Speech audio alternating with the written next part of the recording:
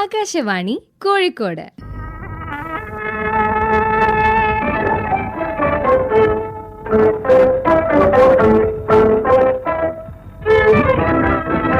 യുവവാണി.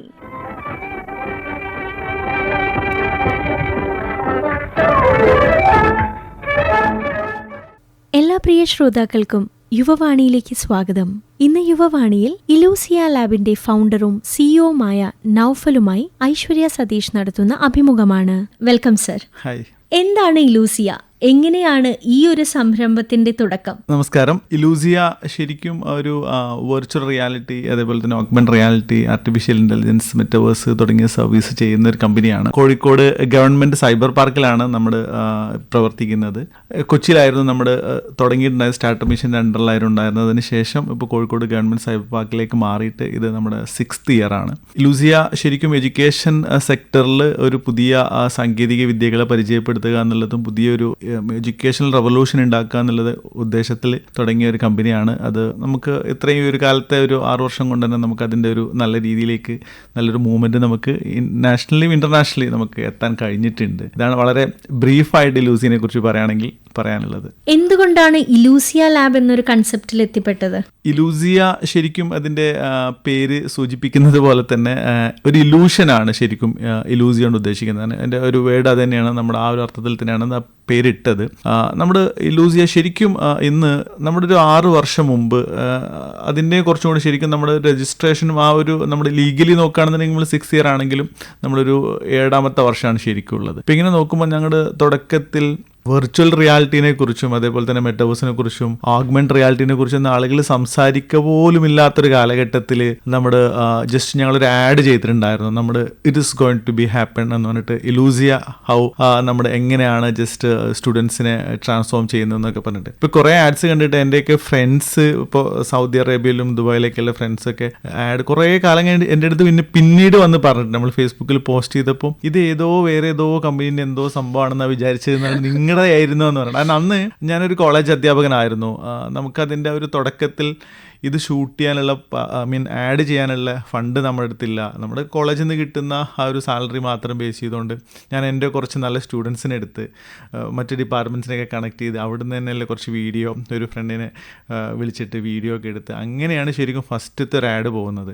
അതിന് അന്ന് എൻ്റെ കൂടെ തൃശ്ശൂരിലെ അജിത്ത് എന്ന് പറഞ്ഞൊരു പുള്ളിയും കൂടി ഉണ്ടായിരുന്നു. അപ്പോൾ ഞങ്ങൾ രണ്ടുപേരും, അജിത്ത് അത്യാവശ്യം ഗ്രാഫിക്സൊക്കെ ചെയ്യുന്നതുകൊണ്ട് നമ്മളത് ഭംഗിയായിട്ട് ചെയ്തു. അത് ഇന്നും ഉണ്ട്. നമ്മുടെ ഇപ്പോൾ ഞങ്ങളെ സംബന്ധിച്ചിടത്തോളം അതൊരു വളരെ ഒരു മറക്കാനാവാത്തൊരു അനുഭവം എന്ന് പറയാൻ പറ്റുന്നത് 1.5 വർഷം മുമ്പാണ് സിക്കംബർഗിൻ്റെ ഇതുമായി ബന്ധപ്പെട്ട് AR ഗ്ലാസിൻ്റെ കുറേ കോൺസെപ്റ്റും കാര്യങ്ങളൊക്കെ വളരെ ഗംഭീരമായിട്ട് അനൗൺസ് ചെയ്തത്. നമ്മൾ കുറേ മുമ്പേ പറഞ്ഞിട്ടുള്ള ഒരു സാധനത്തിൻ്റെ മറ്റൊരു വേർഷൻ എന്നുള്ള രീതിയിൽ അത് കുറച്ചും കൂടി അഡ്വാൻസ്ഡ് ആണ്. പക്ഷേ നമ്മുടെ ആ സെയിം ട്രാക്കിലായിരുന്നു എന്നുള്ളത് നമുക്ക് നമ്മൾ ചിന്തിക്കുന്ന റൈറ്റ് ആയിരുന്നു എന്നുള്ളത് നമുക്ക് ഭയങ്കര സന്തോഷം തോന്നിയൊരു കാര്യമായിരുന്നു. അത് കോഴിക്കോടുള്ള ഗവൺമെന്റ് സൈബർ പാർക്കിലാണ് ഇപ്പം ഇലൂസിയ സ്ഥിതി ചെയ്യുന്നത്. എന്തുകൊണ്ടാണ് അങ്ങനെ ഒരു ഗവൺമെന്റ് ഒരു സെക്ടറിലേക്ക് അല്ലെങ്കിൽ ഗവൺമെന്റ് അണ്ടർടേക്ക് ചെയ്യുന്ന ഒരു ഇതിലേക്ക് എത്തിപ്പെട്ടത്? ഇത് ശരിക്കും ഞങ്ങൾക്ക് അതിൻ്റെ പിന്നിൽ പ്രധാനമായിട്ടും ലക്ഷ്യം ഉണ്ടായിരുന്നത് നമ്മുടെ കേരള സ്റ്റാർട്ടപ്പ് മിഷൻ്റെ അണ്ടറിലാണ്. ഞാൻ നേരത്തെ പറഞ്ഞല്ലോ, നമ്മുടെ കൊച്ചി ബേസ്ഡ് ആയിരുന്നു ഉണ്ടായിരുന്നത്. പിന്നെ കോവിഡ് വന്ന സമയത്ത് നമുക്ക് ഒരുപാട് പ്രയാസങ്ങളുണ്ടായി. അത് പിന്നീട് നമ്മൾ നേരെ ഇങ്ങോട്ട് ഷിഫ്റ്റ് ആയിരുന്നു. അതിൻ്റെ ഇടയ്ക്ക് കോവിഡിൻ്റെ സമയത്ത് നമ്മൾ മലപ്പുറം ബേസ് ചെയ്തുകൊണ്ട് നമ്മൾ കുറച്ച് വർക്ക് ചെയ്തിട്ടുണ്ടായിരുന്നു. അതിന് നമ്മളെ സഹായിച്ച ഒരു നല്ലൊരു ഫ്രണ്ടൊക്കെ ഉണ്ട്, മൻസൂർ എന്ന് പറഞ്ഞിട്ട് പുള്ളീൻ്റെ ഒരു ഓഫീസൊക്കെ നമുക്ക് ആ സമയത്ത് വിട്ടുതന്ന് നമുക്കത് നല്ല സപ്പോർട്ടായിരുന്നു. അത് പിന്നീട് നമ്മളിങ്ങനെ ഗവൺമെൻറ് സൈബർ പാർക്കിലേക്ക് വരണമെന്ന് നമ്മൾ തീരുമാനിച്ചത് പ്രധാനമായിട്ടും ഒന്ന്, ഇത് കോഴിക്കോട് ഒരു നല്ല ഒരു പ്ലേസ് ആണ് ശരിക്കും പറഞ്ഞാൽ. കാരണം ഇവിടുത്തെ കൾച്ചർ നല്ലതാണ്. ഇവിടുത്തെ നമുക്കിപ്പോൾ എയർപോർട്ട് വളരെ അടുത്താണ് സൈബർ പാർക്കിൻ്റെ.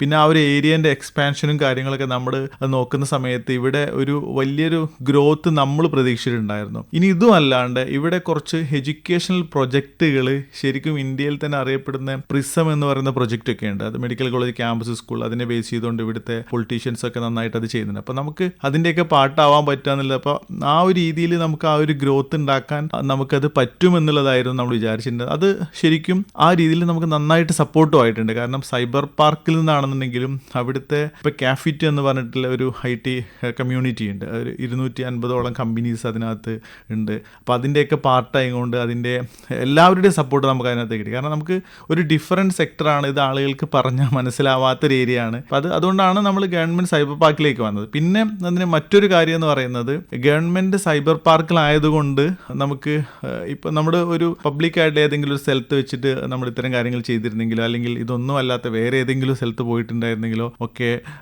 നമുക്ക് ഇത്ര സപ്പോർട്ട് കിട്ടില്ലായിരുന്നു. ഈവൻ റിലയബിലിറ്റിനെ ഒരു ചോദ്യം ചെയ്ത് ഇപ്പം നമ്മൾ ഫോർ എക്സാമ്പിൾ ഞങ്ങൾ ഇറാഖ് പിന്നെ അവിടുത്തെ മെട്രോ എക്സ്പാൻഷനുമായി പ്രൊജക്ട് ഡീൽ ചെയ്തിട്ടുണ്ട്. അതേപോലെ തന്നെ നമുക്ക് സൗദി ഗവൺമെൻറ്റുമായി ബന്ധപ്പെട്ട് നമ്മൾ ഡിസ്കസ് ചെയ്തിട്ട് ദുബായ് പോലീസിനായിട്ട് നമ്മൾ ഡിസ്കസ് ചെയ്തു. ഇപ്പോൾ ആ സമയത്തൊക്കെ അവർ നമ്മുടെ ബാക്ക് എൻഡ് നോക്കുന്ന സമയത്ത്, നമ്മുടെ ഒറിജിൻ നോക്കുന്ന സമയത്ത് we are under the government body എന്നുള്ള ഒരു ഫീല് ക്രിയേറ്റ് ചെയ്യാൻ പറ്റുന്നു എന്നുള്ളതാണ്. പിന്നെ നമുക്ക് അതുമായി ബന്ധപ്പെട്ട് ഇന്റർനാഷണൽ ബിസിനസ് ചെയ്യുമ്പോൾ ഗവൺമെൻറ് തലത്തിലുള്ള ഇതേപോലെ തന്നെ GST റിലേറ്റ് ചെയ്തുകൊണ്ട് കുറേ സപ്പോർട്ടുകളൊക്കെ ഉണ്ടായിരുന്നു. ഇത് മാത്രമല്ല, നമ്മുടെ ഒരിക്കൽ ജസ്റ്റ് നമ്മുടെ കലക്ടറെ ഈ പ്രൊജക്റ്റുമായി സംസാരിക്കാൻ വേണ്ടിയിട്ട് പോയ സമയത്ത് കലക്ടർ 10 മിനിറ്റ് കേട്ടിട്ട് പറഞ്ഞു, നിങ്ങളിപ്പോൾ അങ്ങോട്ടാണ് പോകുന്നതെന്ന് ചോദിച്ചു. അപ്പോൾ ഞങ്ങൾ ഓഫീസിലേക്കാണ് വന്നത്, ഞാനും വരുന്നുണ്ടെന്ന് പുള്ളി ഓഫീസിലേക്ക് വന്ന് 1 മണിക്കൂറോളം ഇരുന്ന് നമ്മുടെ ഓഫീസിൽ സ്പെൻഡ് ചെയ്തിട്ടുണ്ട്. അപ്പോൾ ഇതൊക്കെ നമുക്ക് ഇങ്ങനെ കിട്ടുന്ന ആനുകൂല്യങ്ങളാണ്. കാരണം നമ്മൾ ഇല്ലെങ്കിൽ പ്രൈവറ്റ് സ്പേസിലേക്കാണെങ്കിൽ അവർ വരില്ലായിരുന്നു.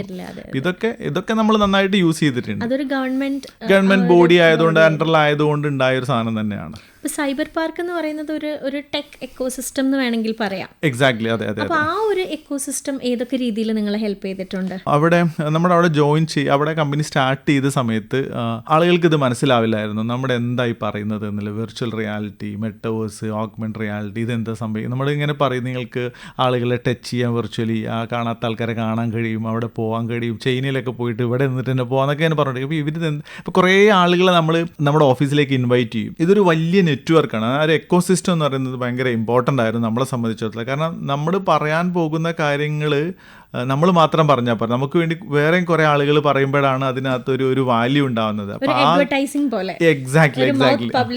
അത് നമുക്ക് വളരെ ഈസി ആയിട്ട് ക്രിയേറ്റ് ചെയ്യാൻ സൈബർ പാർക്കിലായതുകൊണ്ട് സാധിച്ചു. കാരണം അവിടെ ഒരുപാട് കമ്പനീസ് ഉണ്ട്. ഇത് മാത്രമല്ല, സൈബർ പാർക്ക് നിൽക്കുന്നത് UL സൈബർ പാർക്കിൻ്റെ അടുത്താണ്. അവിടെ 100+ കമ്പനീസ് ഉണ്ട്. ഇതിൻ്റെ തൊട്ടപ്പുറത്ത് ബിസിനസ് പാർക്ക് ഉണ്ട്, അവിടെ ഒരുപാട് കമ്പനീസ് ഉണ്ട്. അപ്പോൾ നമുക്ക് ആ ഒരു എക്കോസിസ്റ്റം വളരെ പ്രോപ്പറായിട്ട്, ഇപ്പോൾ കാലിക്കറ്റ് IT ഫോറം എന്ന് പറഞ്ഞിട്ട് ഞാൻ നേരത്തെ സൂചിപ്പിച്ച പോലെ, ഞങ്ങൾ ആദ്യം തന്നെ ചെന്ന ഉടനെ ആ ഒരു ഫോറത്തിനകത്ത് ജോയിൻ ചെയ്തു. ഇന്ന് നമ്മൾ അതിൻ്റെ ഒരു എക്സിക്യൂട്ടീവ് മെമ്പറൊക്കെയാണ്. അപ്പോൾ നമുക്കത് നല്ല രീതിയിൽ യൂട്ടിലൈസ് ചെയ്യാൻ കഴിഞ്ഞു. കാരണം വേറെ കമ്പനീസ് ഇല്ല ഇത്തരം ചെയ്യുന്ന, ഇത്തരത്തിൽ ഫ്യൂച്ചറിനെ കുറിച്ചാണ് നമ്മൾ പറഞ്ഞുകൊണ്ടിരിക്കുന്നത്. അപ്പോൾ അതുകൊണ്ട് തന്നെ അതിന് ആളുകൾക്ക് എപ്പോഴും താല്പര്യം ഉണ്ടായിരുന്നു.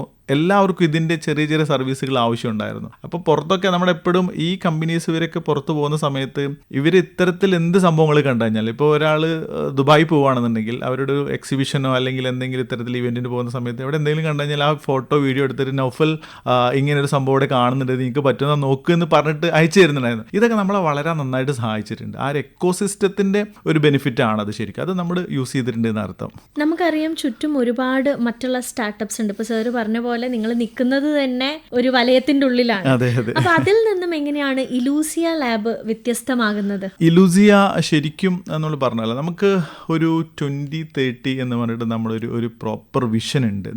ഞങ്ങൾ നേരത്തെ സൂചിപ്പിച്ച പോലെ തന്നെ നമ്മുടെ 6 വർഷം മുൻപ് ഞങ്ങൾ ക്രിയേറ്റ് ചെയ്തിട്ടുള്ള വീഡിയോ അന്ന് ആർക്കും മനസ്സിലാവില്ലായിരുന്നു. പിന്നെ അത് മാർക്ക് സിക്കംബർഗും സാം ആൾട്ട്മാനും ഒക്കെ പറഞ്ഞപ്പോഴാണ് ആളുകൾ this is going to happen എന്നുള്ള ഒരു ഇറ്റ്സ് ഹാപ്പനിങ് എന്നുള്ളൊരു ഫീലൊക്കെ വന്നു തുടങ്ങി. ഇപ്പോഴും ആളുകൾക്ക് കൺഫ്യൂഷൻ ഉണ്ട്, ഇതൊക്കെ ഇനിയും കുറേ കാലം എടുക്കും. ഇപ്പം ഞങ്ങളുടെ അതാണ് ഞങ്ങളുടെ ഒരു യുണീക്നെസ് എന്ന് പറയുന്നത്. ശരിക്കും പറഞ്ഞു കഴിഞ്ഞാൽ നമ്മുടെ ഫ്യൂച്ചറിനെ കുറിച്ചാണ് പറഞ്ഞുകൊണ്ടിരിക്കുന്നത്. എപ്പോഴും ഫ്യൂച്ചറിലേക്കുള്ള കാര്യങ്ങളാണ് നമ്മൾ ചെയ്തുകൊണ്ടിരിക്കുന്നത്. ലാസ്റ്റ് വീക്കിൽ ഇവരുടെ ജെമിനായി റിലേറ്റ് ചെയ്തുകൊണ്ട് അവരുടെ ഒരു ടോക്കിനകത്ത് അവർ പറയുന്നുണ്ട്, ഓട്ടോണമസ് കാറ് 2009 അവർ ഫസ്റ്റ് അതിൻ്റെ ഒരു ലോഞ്ച് ഉണ്ടായിരുന്നു. പിന്നെ അതിൻ്റെ ഓരോ വേർഷൻസ് വന്നതിൻ്റെയും അതിൻ്റെ കറക്റ്റ് ഹിസ്റ്ററി അവർ പറയുന്നുണ്ട്.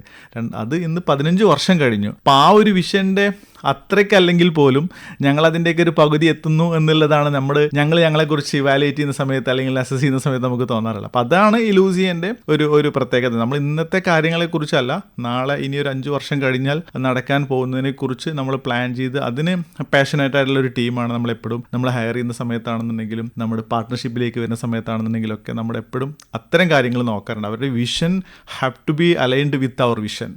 അത് ഞങ്ങൾ ഭയങ്കരമായിട്ട് നോക്കിക്കൊണ്ടിരിക്കുന്ന ഒരു സാധനം. അതാണ് നമ്മുടെ ഒരു ഡിഫറൻസ് എന്ന് പറയുന്നത്. ഇത്രയും കാലത്തെ ഒരു ജേണി, ഇപ്പം സാറ് പറഞ്ഞ പോലെ ഒരു 6 വർഷത്തെ ജേണി എന്ന് പറയുന്നത് ചെറിയൊരു സംഗതിയല്ല. നിങ്ങൾ ഒത്തിരി പറഞ്ഞ പോലെ ഒരാളെ പറഞ്ഞത് കൺവിൻസ് ചെയ്യിപ്പിക്കുക, അല്ലെങ്കിൽ അവർക്ക് മനസ്സിലാക്കിയെടുത്ത് എന്നിട്ട് അതിനുശേഷം അതിനൊരു നേട്ടം ഉണ്ടാവും. അങ്ങനെ ഉണ്ടായ നേട്ടങ്ങളെ കുറിച്ചൊന്ന് പറയാമോ? അച്ചീവ്മെന്റ്സ്, ഇലൂസിയ ലാബിന് കിട്ടിയ അച്ചീവ്മെന്റ്സ് അല്ലെ. ഈ അച്ചീവ്മെന്റ്സിനെ കുറിച്ച് നമ്മൾ പറയുമ്പോൾ സാധാരണ നമുക്ക് അതിനകത്ത് ഉണ്ടായ കുറെ സ്ട്രഗിളിലൂടെയാണ് നമ്മൾ അച്ചീവ്മെന്റ്സ് നേടിയെടുത്തത് എന്നുള്ളതാണ് ഭയങ്കര എനിക്ക് ഓർമ്മ വരുന്ന കാര്യം എന്ന് പറയുന്നത്. കാരണം ഇത് പറഞ്ഞ സമയത്ത് മനസ്സിലാവാത്തൊരു കാലഘട്ടത്തിൽ നമ്മുടെ സ്കൂളിനെ, കോളേജുകളെ ഇവരൊക്കെ കണക്ട് ചെയ്തിട്ട് ഇങ്ങനെ ഒരു സംഭവം ചെയ്യാൻ പറ്റും, ഇങ്ങനെ കുറെ കാര്യങ്ങൾ നമ്മൾ ചെയ്തിട്ടുണ്ട് എന്നൊക്കെ പറയുമ്പോൾ അവർ ഇതൊന്നും നടക്കില്ല എന്നുള്ള രീതിയിൽ പൊതുവെ നമ്മൾ റിജക്റ്റ് ചെയ്തുകൊണ്ടിരിക്കുകയായിരുന്നു. പിന്നെ അത് മാറി നമ്മൾ പല രീതിയിൽ നമ്മുടെ world's first metaverse class room നമ്മൾ ലോഞ്ച് ചെയ്തു. കോഴിക്കോട് മെഡിക്കൽ കോളേജ് ക്യാമ്പസിൽ വെച്ചിട്ട് വിദ്യാഭ്യാസ മന്ത്രിയും അതേപോലെ തന്നെ ടൂറിസം മിനിസ്റ്ററൊക്കെ അതിനകത്ത് പങ്കെടുത്തുകൊണ്ട് നമ്മൾ ലോഞ്ച് ചെയ്തു. അപ്പോഴും ആളുകൾക്ക് ഇത് മനസ്സിലായിരുന്നു. നമ്മൾ ന്യൂസ് എല്ലാം വന്നു, എല്ലാത്തിനകത്ത് വന്നു, പക്ഷെ എന്താണെന്ന് ഈവൻ എൻ്റെ നാട്ടിലൊന്നും ആൾക്കാർക്ക് എന്താ അത് ചെയ്യുന്നത് എന്നുള്ളത് മനസ്സിലാവില്ലായിരുന്നു. ഇതെന്താ പറയുന്നത്, നമ്മൾ പൊതുവെ നമ്മുടെ ഒരു ഏരിയ അങ്ങനെ ആയതുകൊണ്ടാണ്, നമ്മൾ അത്രയും ഡെവലപ്പ് ആയിട്ടില്ല എന്നുള്ളതുകൊണ്ടാണ് അത് പിന്നീട് മാറി വന്നു. ഇപ്പോഴത്തെ ഒരു കണ്ടീഷൻ, ഇപ്പോൾ നമ്മുടെ NCERT ആണെന്നുണ്ടെങ്കിൽ നമ്മൾ ലാസ്റ്റ്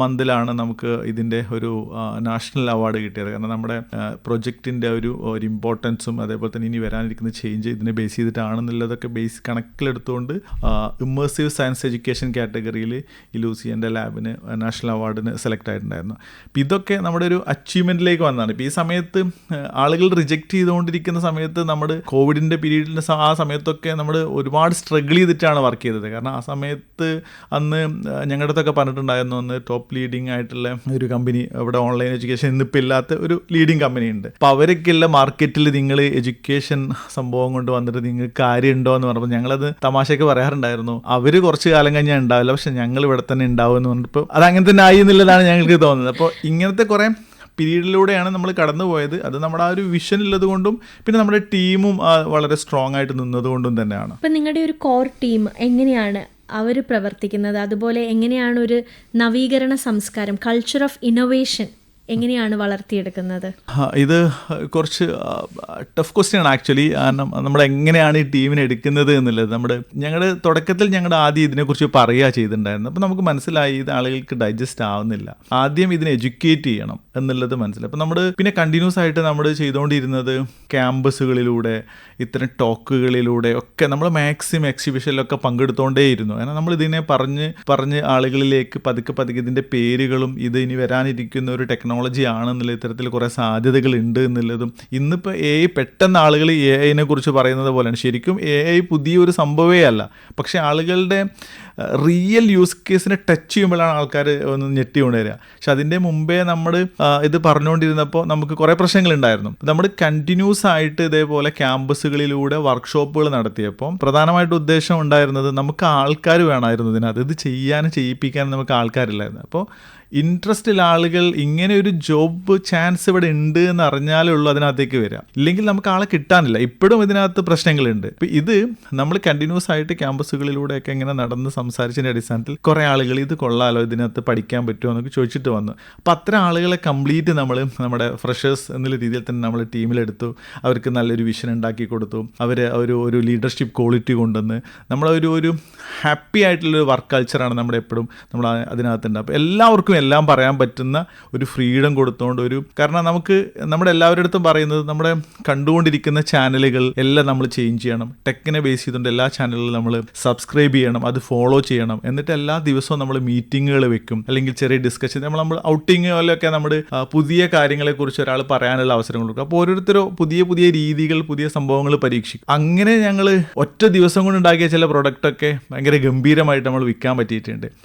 ഈ ഒരു കൾച്ചർ നമുക്ക് ഉണ്ടായിരുന്നു. നമ്മൾ ടെക് കൾച്ചർ എന്നതിനേക്കാൾ ഉപരി നമ്മളൊരു ആറ്റിറ്റ്യൂഡും അവരുടെ ഒരു ടീം മെമ്പർ എന്നുള്ള രീതിയിൽ, ഒരു ഫാമിലി മെമ്പർ എന്നുള്ള രീതിയിലേക്കുള്ള ഒരു കൾച്ചർ ക്രിയേറ്റ് ചെയ്യാനാണ് എപ്പോഴും നമ്മൾ ശ്രമിച്ചുകൊണ്ടിരുന്നത്. അപ്പോൾ അതിനുള്ള ഫ്രീഡം നമുക്ക് എല്ലാവർക്കും ഉണ്ടായിരുന്നു. ടീമിൻ്റെ അതിനെ പാർട്ട്നേഴ്സിനെ ഹയർ ചെയ്യുന്ന കേസിലാണെന്നുണ്ടെങ്കിലും അതിന് ടീം മെമ്പേഴ്സിൻ്റെ കേസിലാണെന്നുണ്ടെങ്കിലും ഒക്കെ നമ്മൾ ആ ഒരു കൾച്ചർ കീപ്പ് ചെയ്യാൻ വേണ്ടിയിട്ടാണ് ഓൾമോസ്റ്റ് ശ്രമിച്ചിട്ടുള്ളത്. മോറോവർ ഒരു വർക്ക് സ്പേസ് എന്നുള്ളതിനേക്കാൾ ഒരു ഫ്രണ്ട്ലി ഗ്യാങ് എന്നുള്ള രീതിയിലായിരിക്കും. എക്സാക്ട്ലി അതാണ് നമ്മൾ എപ്പോഴും ട്രൈ ചെയ്തിട്ടുണ്ടായിരുന്നത്. എല്ലാവർക്കും അത് തന്നെയായിരിക്കും താല്പര്യം എന്ന് തോന്നുന്നു. തീർച്ചയായിട്ടും. കാരണം ഒരു സ്ട്രിക്റ്റ് എൻവയോൺമെന്റിൽ വർക്ക് ചെയ്യാന്നുള്ളത് ചില കാര്യങ്ങൾ പ്രത്യേകിച്ചും ജെൻസീസിനൊന്നും ഇപ്പൊ അത് തീരെ ഇഷ്ടമില്ലാത്ത കാര്യങ്ങളാണ്. അപ്പോൾ അതുകൊണ്ട് നമുക്ക് ആ ഒരു ഫീല് ക്രിയേറ്റ് ചെയ്യാന്നുള്ളതായിരുന്നു നമുക്ക് ഉണ്ടായിരുന്നത്. അപ്പൊ നമുക്ക് അതുകൊണ്ട് ഒരുപാട് ഗുണം ഉണ്ടായിട്ടുണ്ട്. കാരണം ആസ് എ ഓൺട്രപ്രണർ ബിസിനസ്സിന് എപ്പോഴും പ്രതിസന്ധികളുണ്ട്. പ്രതിസന്ധി കാലഘട്ടങ്ങളിൽ നമുക്ക് ഇത്തരത്തിലുള്ള ആ ഒരു എൻവയോൺമെന്റ് നമ്മൾ സൃഷ്ടിച്ചതുകൊണ്ട് ഒരുപാട് ഗുണങ്ങൾ ചെയ്തു. കാരണം നമുക്ക് അതിന്റെ കൂടെ നിൽക്കാൻ വേണ്ടിയിട്ട് കുറെ ആളുകൾ ആ സമയത്ത് നമ്മളെ നല്ല രീതിയിൽ സപ്പോർട്ട് ചെയ്യാൻ വേണ്ടിയിട്ട് നമ്മളൊരു നിങ്ങൾ ആ രീതിയിൽ അല്ലെങ്കിൽ ഒരു കൺവെൻഷണൽ രീതിയിലായിരുന്നെങ്കിൽ ചിലപ്പം ഇന്ന് നിർത്തി പോവേണ്ടി വന്നു. തീർച്ചയായിട്ടും. കാരണം നമുക്കത് മുന്നോട്ട് കൊണ്ടുപോകാൻ കഴിയില്ലായിരുന്നു. കാരണം ഇത് നമുക്കൊരു ഐഡിയ ഉണ്ടാവുക എന്നുള്ളത് അത് നടപ്പിലാകണമെന്ന് നമുക്ക് നല്ല ടീം ഉണ്ടാവണം.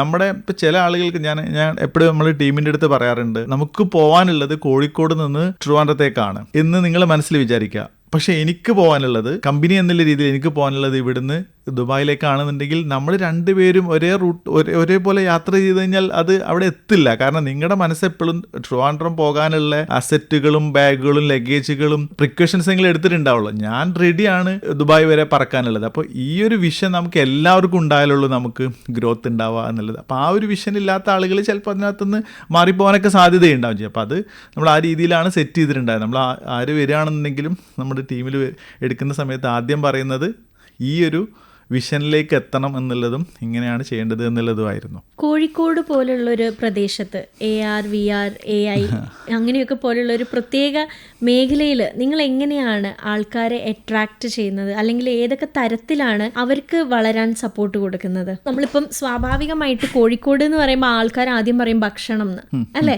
കോഴിക്കോട് ഈക്വൽസ് ടു ബിരിയാണി അല്ലെങ്കിൽ കോഴിക്കോട് ബീച്ച്, ഇതൊക്കെയാണ് ആൾക്കാർ. ആ ഒരു നോർമൽ രീതിയിൽ നിന്ന് നമ്മൾ അതിനെ മാറ്റിക്കൊണ്ട് ടെക്നോളജിയിലേക്ക് എത്തിക്കണം ആൾക്കാരെ. അതും നമുക്കിപ്പോ ഈ പറഞ്ഞ പോലെ എനിക്ക് തോന്നുന്നു നിങ്ങൾക്ക് ചിലപ്പോൾ ഒരു 30 അല്ലെങ്കിൽ 40 വരെ ഏജ് ഉള്ളവരെ ആയിരിക്കും കൂടുതൽ ഈ കാര്യങ്ങളൊക്കെ ഡൈജസ്റ്റ് ആവുന്നതും ചിലപ്പം അവർക്ക് തന്നെ ആയിരിക്കാം അധികവും. ഞാൻ മറ്റുള്ളവരെ അല്ലാന്നല്ല പറയുന്നത്, പക്ഷെ അധികവും ഇപ്പത്തെ ജെൻസി പിള്ളേർക്കും അങ്ങനെയുള്ള ആൾക്കാർക്കൊക്കെയാണ് ഇത് കുറച്ചുകൂടി ഡൈജസ്റ്റ് ആവുന്നത്. അപ്പൊ ഇങ്ങനെ ഒരു സാഹചര്യത്തിൽ എങ്ങനെയാണ് ഇലൂസിയ ലാബ് അല്ലെങ്കിൽ നിങ്ങളുടെ ഒരു കോർ ടീം ഇവരെ വളർത്താനും ഇവരെ ഇതിലേക്ക് അട്രാക്ട് ചെയ്യാനും ഏതൊക്കെ തരത്തിലുള്ള സ്റ്റെപ്സ് ആണ് എടുത്തിട്ടുള്ളത്? ഇതിനകത്ത് നമ്മൾ സത്യത്തിൽ ഇതൊരു വളരെ ഡിഫറെൻ്റ് ആയിട്ടുള്ള ഏരിയ ആയതുകൊണ്ട് തന്നെ പലരും ഇതിനകത്തേക്ക് വരുമ്പോൾ അവർക്ക് ഈ ഇത് വെച്ചിട്ട് അവർക്ക് എന്താ ചെയ്യാൻ കഴിയുക, ഇതിൻ്റെ ഡെയിലി ലൈഫിൽ ഇതിനകത്ത് എങ്ങനെ എഫക്റ്റ് ചെയ്യുന്നു എന്നുള്ളതിനെക്കുറിച്ച് ഒരുപാട് കൺഫ്യൂഷൻസ് ഉണ്ടായിരുന്നു. അപ്പം നമ്മൾ എല്ലാ മേഖലകളിലേക്കും കണക്ട് ചെയ്യാൻ പറ്റുന്ന രീതിയിൽ കുറേ ടൂൾസുകൾ ക്രിയേറ്റ് ചെയ്യാൻ തുടങ്ങി. ശരിക്കും ഇപ്പോൾ നമ്മളിപ്പോൾ കാലിക്കറ്റിൻ്റെ ബേസ് ചെയ്ത് പറയുകയാണെന്നുണ്ടെങ്കിൽ കാലിക്കറ്റ് നമ്മളൊരു ഹോട്ടലിൻ്റെ അടുത്ത് നമ്മൾ സംസാരിച്ചിട്ടുണ്ടായിരുന്നു, റെസ്റ്റോറൻറ്റ് സംസാരിച്ചിട്ടുണ്ടായിരുന്നു വെച്ചാൽ നിങ്ങളുടെ ഫുഡ് പ്രിപ്പയർ ചെയ്തിട്ട് അവരെ ജസ്റ്റ് ഒരാൾ അവിടെ വെയിറ്റ് ചെയ്യുന്ന സമയത്ത് 10 മിനിറ്റ് എടുക്കുകയാണ്. അപ്പോൾ നിങ്ങൾ ഓഗ്മെൻറ്റ് റിയാലിറ്റി ബേസ് ചെയ്തുകൊണ്ട് നിങ്ങളെ ടേബിളിൽ ഒരു ടാബ് മാത്രം വെച്ചാൽ മതി. നിങ്ങൾ കുക്ക് ചെയ്യുന്നത് ജസ്റ്റ് അവർ AR കുക്ക് ചെയ്ത ടേബിൾ ഇങ്ങനെ ഓരോ സാധനം ഡ്രാഗ് ചെയ്യുന്നു, സെലക്ട് ചെയ്യുന്നു, അതിന് മിക്സ് ചെയ്യുന്നു. 10 മിനിറ്റ് ആണെന്നുണ്ടെങ്കിൽ 8 മിനിറ്റ് കൊണ്ട് പുള്ളി അത് കുക്ക് ചെയ്ത് ഫിനിഷ് ചെയ്യുകയാണെന്നെങ്കിൽ ചെറിയ ഡിസ്കൗണ്ട് കൊടുത്തോളൂ, നിങ്ങൾക്ക് ഓഗ്മെൻറ്റ് റിയാലിറ്റിയിൽ ഒരു ആപ്ലിക്കേഷൻ റെഡിയാക്കി തരാം. അത് കോഴിക്കോടിനെ സംബന്ധിച്ചിടത്തോളം ഭയങ്കരമായിട്ട് ഹിറ്റാവും. കാരണം നമുക്ക് അത്തരത്തിലുള്ള സർവീസുകൾ നമ്മൾ കൊടുത്തുകൊണ്ട് ഇവരെ അട്രാക്ട് ചെയ്യിപ്പിച്ചു. പിന്നെ നമുക്ക് വന്നിട്ടുള്ള വേറൊരു കാര്യം എന്ന് വെച്ചാൽ നമ്മൾ ഇതിനകത്തേക്ക് ആളുകൾക്ക് ഏറ്റവും മനസ്സിലാവുന്ന രീതിയിലേക്കുള്ള കാര്യങ്ങൾ ചെയ്യണം. ഇപ്പോൾ കുറച്ച് മുമ്പ് മരിച്ചു പോയ ഒരാളെ വീണ്ടും വെർച്വലി കണ്ട് ഒരു കുട്ടി അവൻ്റെ അമ്മേനെ മീറ്റ് ചെയ്യുന്ന ഒരു വീഡിയോ അത്യാവശ്യം വൈറലായിട്ടുണ്ടായിരുന്നു. ഇപ്പം ഇത്തരത്തിൽ ഇമോഷണലി കണക്ട് ചെയ്യുന്ന പല കാര്യങ്ങളും നമ്മൾ ഇതിനകത്ത് കൊണ്ടുവന്നു. മുസ്ലിംസിനെ സംബന്ധിച്ചിടത്തോളം കാബ അല്ലെങ്കിൽ ഹജ്ജ് ചെയ്യുക എന്നുള്ളതും ഒരു ഉംറ നിർവഹിക്കുക എന്നുള്ളതൊക്കെ വളരെ അത്രയും ഡ്രീമായിട്ടുള്ള ഒരു സാധനമാണ്. ചില ആൾക്കാർക്ക് പോകാൻ കഴിയുന്നുണ്ടാവില്ല. നമ്മൾ അതിന് വേണ്ടിയിട്ട് ഒരു വെർച്വൽ കാബയൊക്കെ ക്രിയേറ്റ് ചെയ്ത് അതൊക്കെ ടച്ച് ചെയ്തു. അപ്പോൾ ചില ആളുകൾ നമ്മളിത് എക്സ്പീരിയൻസ് ചെയ്ത സമയത്ത് അവരെ കണ്ണൊക്കെ നിറഞ്ഞിട്ടുണ്ടായിരുന്നു. കാരണം നമുക്ക് ആ ഒരു ഗ്രൗണ്ട് ലെവലിലേക്ക് ഇതിൻ്റെ ഒരു റൂട്ട് ലെവലിലേക്ക് നമ്മളിതിനെ ടച്ച് ചെയ്യിപ്പിച്ചപ്പോഴാണ് ആളുകൾ ഇതിനകത്ത് ഇത്രയും ചേഞ്ച് ചെയ്യാൻ പറ്റും. ഇപ്പോൾ നമ്മളൊരു വീട് ഉണ്ടാക്കുന്ന സമയത്താണെന്നുണ്ടെങ്കിൽ അതിനകത്തേക്ക് കയറി നമ്മളെ ഫർണിച്ചറുകൾ എനിക്ക് സെലക്ട് ചെയ്യാനും അവിടെ പ്ലേസ് ചെയ്യാനും പറ്റും എന്നുള്ളത് തോന്നിക്കഴിഞ്ഞാൽ പിന്നെ ഇതിനകത്തൊരു സ്കോപ്പ് വരും. ഇത് റിയലൈസ് ചെയ്യിപ്പിക്കാൻ വേണ്ടിയിട്ട് നമ്മളൊരു എഫേർട്ട് ഇട്ടു. അത് സ്വാഭാവികമായിട്ടും ഇവിടുത്തെ എല്ലാ ലെവലിലേക്കും അത് ഈസി ആയിട്ട് എത്തിക്കാൻ കഴിഞ്ഞു എന്നുള്ളതാണ് അതിലൂടെ നമ്മൾ ചെയ്തത്. അങ്ങനെയാണ്. ഇലൂസിയ ലാബിലേക്ക് നിങ്ങളിപ്പോൾ ഒരു ആൾക്കാരെ ഹയർ ചെയ്യുകയാണെന്ന് വിചാരിക്കും. അപ്പം നിങ്ങൾ എക്സ്പെക്ട് ചെയ്യുന്ന ക്വാളിഫിക്കേഷൻസ് എന്തൊക്കെയാണ്? നമ്മുടെ ഇതിനകത്ത് 2-3 പാർട്ടുകളുണ്ട്. ഒന്ന്, ഇതിനകത്തൊരു കോഡിങ് സ്കില്ലുള്ള ഒരു ഏരിയ ഉണ്ട്. അതായത് ഇതിനകത്ത് നമ്മുടെ ഇൻട്രാക്ഷൻസ് അതിനകത്ത് ഡീറ്റെയിലിംഗ് ആയിട്ട് ചെയ്യാണ്ട് മെറ്റവേഴ്സ് ത്രൂ ചെയ്യുന്ന വെർച്വൽ ഇൻട്രാക്ഷൻസ് അത്തരം കാര്യങ്ങളൊക്കെ പോസിബിൾ ആക്കണമെന്നുണ്ടെങ്കിൽ ഡെഫിനറ്റ് ആയിട്ടും അതിന് കോഡിങ്ങിൻ്റെ ഒരു സ്കില്ല് വേണം. ഓക്കെ, പ്രോഗ്രാമിംഗ് സ്കില്ല് വേണം എന്നർത്ഥം. ഇതല്ലാണ്ട് ഇതിൻ്റെ വേറൊരു ഏരിയ വരുന്നത് ശരിക്കും ഇതിനകത്ത് ഒരു ഡിസൈനിങ് പാർട്ട് ഉണ്ട്. ഇതിനകത്ത് ഇപ്പോൾ നമ്മുടെ ആ ഒരു എൻവയോൺമെൻറ്റിൽ മൂവ് ചെയ്യുമ്പോൾ ഉണ്ടാകുന്ന ഒരു ഇൻട്രസ്റ്റിംഗ് ഫാക്ടർ അതിൻ്റെ UX ഡിസൈനിങ്ങിനെ വരുന്ന പറഞ്ഞാൽ. അപ്പോൾ ക്രിയേറ്റീവായിട്ടുള്ള അത്തരത്തിലുള്ള ഐഡിയാസ് അങ്ങനത്തെ കാര്യങ്ങൾ ചെയ്യാൻ താല്പര്യമുള്ള ആളുകളെ നമ്മൾ ഇതിനകത്ത് കൊണ്ടുവരും. നമ്മളത് വേറെ സ്കില്ലൊന്നും നോക്കില്ല, അവർക്കൊരു വിഷ്വലൈസ് ചെയ്യാനുള്ള ഒരു സ്കില്ല് ഉണ്ടെങ്കിൽ ഡെഫിനറ്റ്ലി നമ്മൾ അവരെ ഹയർ ചെയ്യും. പിന്നെ കോഡിങ്ങിനകത്തേക്ക് നോക്കുകയാണെന്നുണ്ടെങ്കിൽ സ്വാഭാവികമായിട്ടും അവരെ ടെക്നിക്കൽ സ്കില്ല് എന്ന് പറയുന്നിട്ട് നമ്മൾ മാത്സിൻ്റെ ഒരു ബേസ് കാര്യങ്ങൾ, ഒരു ലോജിക്കൽ ടെസ്റ്റ് നടത്താനുള്ള സ്കില്ലൊക്കെ അവർക്ക് ഉണ്ടെന്നുണ്ടെങ്കിൽ സ്വാഭാവികമായിട്ടും നമ്മളിതൊക്കെ നോക്കിയിട്ട് അവരെ എടുക്കും. പ്ലസ് ഞാൻ നേരത്തെ പറഞ്ഞല്ലോ, ഇതിന് നമ്മൾ എന്നാൽ പോലും സെക്കൻഡറി ആണ്. ഇത് വളരെ ഇമ്പോർട്ടൻ്റ് ആയിട്ടുള്ളതാണെങ്കിൽ പോലും നമ്മുടെ വിഷനിലേക്ക് അവർക്ക് താല്പര്യം ഉണ്ടോ എന്നുള്ളത് തന്നെയാണ് നമ്മൾ ആദ്യം നോക്കുന്നുണ്ടാവുക. എന്നിട്ടാണ് ഈ കാര്യങ്ങളൊക്കെ കൺസിഡർ ചെയ്യാൻ നടത്തുന്നത്. ഇലൂസിയ ലാബിനെ റെപ്രസെന്റ് ചെയ്യാൻ നിങ്ങൾ വികസിപ്പിച്ചെടുത്ത എന്തെങ്കിലും പ്രൊഡക്ട്സോ അല്ലെങ്കിൽ പ്രൊജക്റ്റോ അങ്ങനെ എന്തെങ്കിലും ഉണ്ടോ? തീർച്ചയായിട്ടും. നമ്മളിപ്പോൾ ഒരു 6th ഇയർ ആയല്ലോ ശരിക്കും പറഞ്ഞു കഴിഞ്ഞാൽ. നമ്മുടെ ഇലൂസിയ ലാബ് ശരിക്കും പ്രൊവൈഡ് ചെയ്യുന്നത് ഹൈസ്കൂൾ വിദ്യാർത്ഥികൾക്കുള്ള CBSE സ്റ്റേറ്റ് സിലബസിനെ ബേസ് ചെയ്തുകൊണ്ടുള്ള പ്രാക്ടിക്കൽ ലാബ്സ് ആണ്. അവർക്ക് physics, chemistry, biology, geography, science തുടങ്ങിയിട്ടുള്ള ഇങ്ങനെ ഡിഫറെൻറ്റ് മേഖലകളിലെ സബ്ജക്ട്സുകളെയും ഒപ്പം ലാംഗ്വേജും ഒക്കെ വിർച്വലി പഠിക്കാൻ പറ്റുന്ന സിസ്റ്റം ഉണ്ട്. അതായത് കുറച്ചും കൂടി ഡീറ്റെയിൽ ആയിട്ട് പറയുകയാണെന്നുണ്ടെങ്കിൽ കുട്ടികൾക്ക് റിയൽ ലാബിൽ പോവാണ്ട് തന്നെ അവിടുത്തെ പ്രാക്ടിക്കൽ എക്സ്പെരിമെൻറ്റ് ചെയ്യാൻ കഴിയും എന്നുള്ളതാണ് നമ്മൾ ഓഫർ ചെയ്യുന്നത്. അത് അവർക്ക് 100 ടൈം വേണമെങ്കിൽ ചെയ്യാൻ പറ്റും. അവിടുത്തെ ഒരു കെമിക്കൽ കോസ്റ്റ് ഇല്ല, ഫിസിക്കൽ ഡാമേജ് ഇല്ല. ഇത് ടീച്ചേഴ്സിനെ സംബന്ധിച്ചിടത്തോളം വളരെ നല്ല ഗുണമുള്ള കാര്യമാണ്. കാരണം എന്താ വെച്ചാൽ അവർക്ക് എത്ര തവണ വേണമെങ്കിലും ഇത് ചെയ്തതിന് ശേഷം റിയൽ ലാബിലേക്ക് പോയാൽ മതി. നമ്മളത് റീപ്ലേസ് ചെയ്യണം എന്നല്ല പറയുന്നത്, പക്ഷേ before they are going to the real lab they can experience the real thing. അപ്പോൾ അതിനുള്ള ഒരു അവസരം നമ്മൾ ഉണ്ടാക്കി കൊടുക്കാന്നുള്ളത്. ഇപ്പോൾ സ്റ്റുഡൻസ് ചെയ്യുന്നത് നമ്മൾ വളരെ പ്രോപ്പറായിട്ട് മെൻറ്റർ ചെയ്യും. അതിനകത്ത് ഒരു ആർട്ടിഫിഷ്യൽ ഇൻ്റലിജൻസ് സഹായത്തോടെ ഒരു ട്യൂട്ടർ ഉണ്ടാവും. ഇതെല്ലാം കൂടെ ചെയ്തിട്ടാണ് നമ്മുടെ ഒരു പ്രാക്ടിക്കൽ ലാബ് ഉള്ളത്. ഇതിനാണ് നമുക്ക് നാഷണൽ അവാർഡ് കിട്ടിയിട്ടുള്ളതും. ഇതല്ലാണ്ട് നമുക്ക് ഇപ്പോൾ ഞാൻ നേരത്തെ പറഞ്ഞിട്ടുണ്ടായിരുന്നു, നമ്മൾ ഇറാഖിൻ്റെ മെട്രോ എക്സ്പാൻഷൻ അതുമായി ബന്ധപ്പെടുത്തി നമ്മളിപ്പോൾ ഒരു പ്രൊജക്റ്റ് ചെയ്തുകൊണ്ടിരിക്കുന്നുണ്ട്. അപ്പോൾ അതിൻ്റെ ഒരു ഫസ്റ്റ് ഫേസിലെ കാര്യങ്ങൾ ജസ്റ്റ് അവർക്കൊരു ഡെമോ കാര്യങ്ങളെല്ലാം കൊടുത്ത് അവിടെ ഒരാൾ മെട്രോ സ്റ്റേഷനിൽ വെയിറ്റ് ചെയ്യുന്നു. അപ്പോൾ ട്രെയിനിൻ്റെ സൗണ്ട് കേൾക്കും, ഫ്രണ്ടിൽ വന്നിട്ട് ട്രെയിൻ വന്ന് നിൽക്കും, ഡോർ ഓപ്പൺ ചെയ്യും, അതിനകത്ത് കയറാം, ആൾക്ക് യാത്ര ചെയ്യാം, അടുത്ത സ്റ്റേഷനിൽ ഇറങ്ങാം. ഇത് അവർ ഉദ്ദേശിക്കുന്നത് അതിൻ്റെ ഒരു ഡീറ്റെയിലിംഗ് കിട്ടാൻ വേണ്ടിയിട്ട് അതിന് മുമ്പേ അവരൊന്ന് ചെയ്യണമെന്ന് പറഞ്ഞിട്ടാണ് നമ്മുടെ അടുത്തേക്ക് അങ്ങനെ റിക്വയർമെൻറ്റ് വന്നത്. അപ്പോൾ അത് നമ്മൾ ചെയ്ത് കൊടുത്തിട്ടുണ്ടായിരുന്നു. അതിന് നെക്സ്റ്റ് ലെവൽ നമ്മൾ വെയിറ്റിംഗിലാണ്. പിന്നെ ഇതല്ലാണ്ട് നമ്മൾ കേരള പോലീസിനായിട്ട് നമ്മുടെ ഒരു അസോസിയേഷൻ ഉണ്ടായിരുന്നു. അതിൽ നമുക്കിപ്പോൾ നമ്മൾ റോഡിലൂടെ ഡ്രൈവ് ചെയ്ത് കഴിഞ്ഞാൽ ഒരു ഗുഡ് ട്രാഫിക് കൾച്ചർ ക്രിയേറ്റ് ചെയ്യാനുള്ളതിൻ്റെ ഭാഗമായിട്ട് VR ഹെഡ്സെറ്റും പ്ലസ് ഡ്രൈവിംഗ് നമ്മൾ ഗെയിമിംഗ് കൺസോൾസും ഒക്കെ വെച്ചുകൊണ്ട് ഒരു ഡ്രൈവിംഗ് കൾച്ചറിൻ്റെ ഒരു പാർട്ട് നമ്മളിതിൻ്റെ പാർട്ടായിട്ട് സ്റ്റാർട്ട് ചെയ്തിട്ടുണ്ട്. പക്ഷേ അതിങ്ങനെ സ്ലോ മൂവിങ് ആണ്, കാരണം കുറച്ച് ഡിലേസും കാര്യങ്ങളൊക്കെ അതിനകത്തുണ്ട്. എനിക്ക് തോന്നുന്നു ഏറ്റവും പെട്ടെന്ന് തന്നെ നിങ്ങൾ ചെയ്യേണ്ട ഒരു പ്രൊജക്ട് ചിലപ്പം അതായിരിക്കും. കാരണം ഇപ്പൊ ഈ 6 വരി പാതയിൽ കൂടി വന്നപ്പം തീർച്ചയായിട്ടും ആൾക്കാർക്ക് നല്ല റോഡ്, അപ്പൊ അങ്ങനെ അങ്ങ് അടിച്ചു. ശരിക്കും ഇത് നമ്മുടെ മോട്ടോർ വെഹിക്കിൾ ഇവരൊക്കെ പറഞ്ഞതിന്റെ അടിസ്ഥാനത്തിൽ നമ്മളൊക്കെ നോക്കും. നമ്മൾ അങ്ങനത്തെ വേറൊരു എക്സ്ട്രാ പ്രപ്പോസലൊക്കെ കൊടുത്തിട്ടുണ്ടായിരുന്നു. ഓരോ ഏരിയയിലും പുതിയ പുതിയ ചേഞ്ച് വരുമ്പോൾ ഇവിടെ എങ്ങനെ ഡ്രൈവ് ചെയ്യണമെന്ന് അറിയാത്തതുകൊണ്ടുള്ള ഒരുപാട് പ്രശ്നങ്ങളുണ്ട്. പിന്നെ നമുക്ക് ഇതിന്റെ ഒരു നെക്സ്റ്റ് ലെവലാണ് ഞങ്ങൾ നിൽക്കുന്നത് എന്നുള്ളതുകൊണ്ട് നമ്മൾ അതിന്റെ ഒരു സൈഡ് വൈസ് ആണ് എപ്പോഴും പറയുന്നുണ്ടാവുക. കാരണം ഓട്ടോണമസ് കാറിനെയാണ് നമ്മൾ വെയിറ്റ് ചെയ്തുകൊണ്ടിരിക്കുന്നത്, നമ്മൾ അതിനകത്തേക്കാണ് കുറച്ച് കൂടുതൽ ഫോക്കസ് ചെയ്യാന്നുള്ളതുകൊണ്ടുള്ള പ്രശ്നങ്ങളുണ്ട്. പക്ഷേ ഇവന്തോ നമുക്ക് ഈ ഒരു കൾച്ചർ ശരിക്കും ക്രിയേറ്റ് ചെയ്യേണ്ടതുണ്ട്, ഒരു നല്ല ട്രാഫിക് കൾച്ചർ. ഒപ്പം ജെൻസീസിനാണെന്നുണ്ടെങ്കിലും ഇപ്പോൾ കുറച്ച് നമ്മുടെ അതിലും ആൽഫ ബീറ്റ ടീമിനൊക്കെ ആണെന്നുണ്ടെങ്കിലുള്ള പ്രശ്നം എന്ന് പറയുന്നത് അവർ ക്രാഷ് ഡ്രൈവിങ് അല്ലെങ്കിൽ ഇതാണ് അവരുടെ ഒരു മെന്റാലിറ്റി എന്ന് പറയുന്നത്. അപ്പം അത് മാറ്റിയെടുക്കണമെന്നുണ്ടെങ്കിൽ നമുക്ക് ആ ഒരു ഗുഡ് കൾച്ചർ ക്രിയേറ്റ് ചെയ്യുന്ന നിർബന്ധമാണ്. ആർക്കും വെയിറ്റ് ചെയ്യാൻ പറ്റുന്നില്ല. അതെ, അവർക്ക് അതിനത്ര ക്ഷമയില്ല സത്യത്തിൽ. അത് ആ ഒരു പ്രശ്നമുണ്ട്. ഇതുവരെ നിങ്ങൾ കേട്ടുകൊണ്ടിരുന്നത് ഇലൂസിയ ലാബിന്റെ ഫൗണ്ടറും CEO ആയ നൗഫലുമായി ഐശ്വര്യ സതീഷ് നടത്തിയ അഭിമുഖത്തിന്റെ തുടർച്ച മറ്റൊരു യുവവാണിയിൽ കേൾക്കാം. എല്ലാ പ്രിയ ശ്രോതാക്കൾക്കും വിട. അവതരണം ഐശ്വര്യ സതീഷ്. യുവവാണി സമാപിക്കുന്നു.